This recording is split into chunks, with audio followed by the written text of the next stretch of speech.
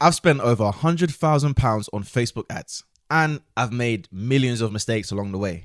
But it wasn't until I mastered these simple frameworks I was able to turn all of my ad spend into cash profit. And I basically cracked the code on how to get leads on tap.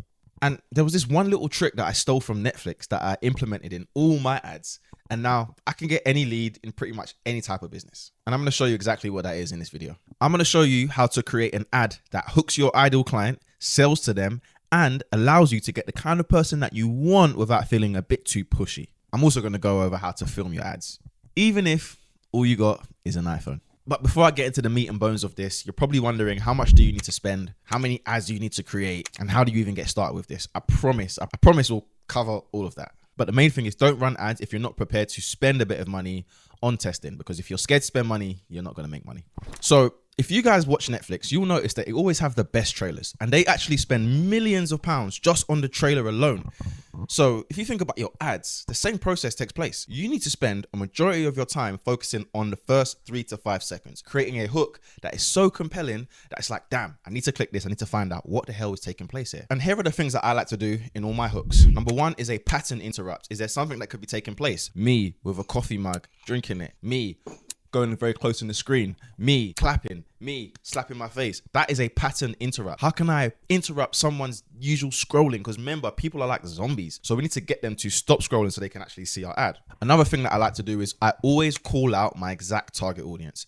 If I want health consultants, I'm going to say health consultants. If I want health consultants that are doing over £10,000 a month, I'll say, hey, if you're a health consultant making over £10,000 a month, like, you need to literally say exactly, like, I want you to be as specific as humanly possible with who you're targeting and who you want. That is going to help your ad actually get that kind of person, so you don't just get a bunch of crappy leads, which can easily happen. The next thing is you should have a bold promise. For example, we work with someone that helps people build websites in just 7 days. His promise is, I will build your website in just 7 days flat. You will get a fully customized, high converting website in 7 days. All right. So that's a big, bold promise. So make sure you have something tied to your offer so that in your ad, you can talk about it. And then you need to make sure you are attacking people that are aware of their problems. Your ad should be talking to people that are problem aware and they're probably looking for a solution. So think about, what are the type of problems that your ideal client is facing. In fitness, we usually tell people, hey, talk about struggling with dieting, struggling with doing stupid diets like keto.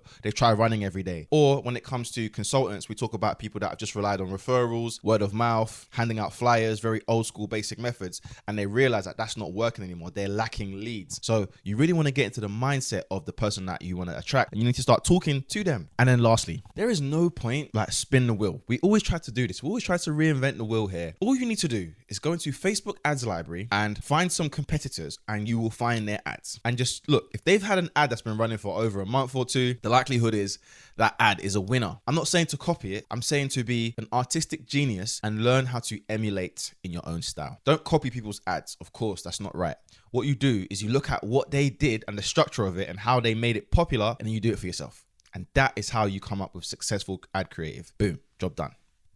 So you've made an amazing hook. Yeah, you've given them the left hook like Mike Tyson, and it's banging. But once you've got someone's attention, you cannot waste it. It's like a roller coaster. You get that high of the ride, but the ride has to keep going. Okay, you've been to Fort Park, Alton Towers, the ride keeps going.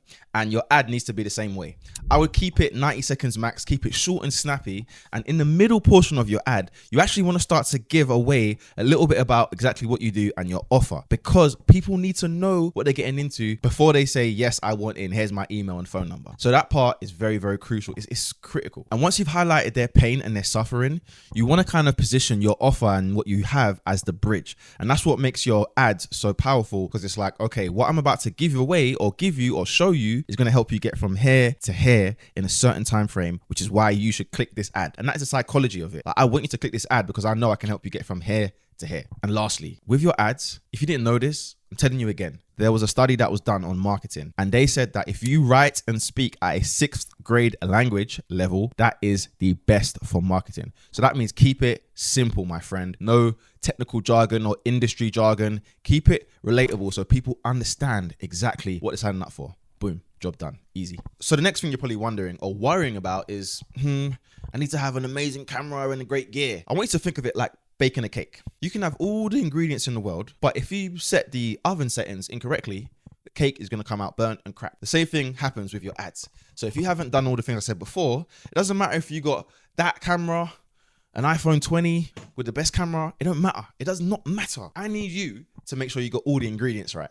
So with that being said, it doesn't matter if you got iPhone camera like I do. I've seen ads pop off with just a selfie video, someone walking down the street saying, hey, if you want to get leads, like, it doesn't matter. You just need to get the ad out. It needs to be good and it needs to follow the frameworks I've mentioned before. But I'm going to give you some tips. On your iPhone, make sure your settings are 24 frames per second. Make sure it's 4K. Simple. And the same thing applies if you're using a mirrorless camera, just like me on this video. Try and have some natural lighting or get a ring light. Right now, I'm using natural light and I've got a window here and a window here. I've shaded that one and I've kept this one open. I've got a ring light in my living room. I've got a microphone in there. I've got a microphone here. So that's really important. Lighting and audio, because people will forgive bad imagery, but they will not forgive bad audio.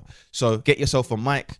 It doesn't have to be like this. I've got like basic mics, lapel mics. They're cheap. You can get them for $10. There's no excuse. And if you are going to use your front camera on your iPhone, it's okay every now and then, but do not let that be your primary kind of source. Do one like that, but then do the rest like normal. Back of the camera, use your iPhone. If you got an iPhone Pro or Pro Max, your camera is powerful. Use it. At this stage, I've probably shot over 100 ads. I've wasted thousands of pounds on bad ads, and I've helped launch some amazing campaigns for multiple businesses. It's what I do for a living. But the truth is, even the best written ads, the best looking ads can still flop. And it's not just because the ads didn't get leads, it's also what happens after you got the lead. And most people test their ads all wrong. If you want to make sure that you are not that person, you should watch this video right here.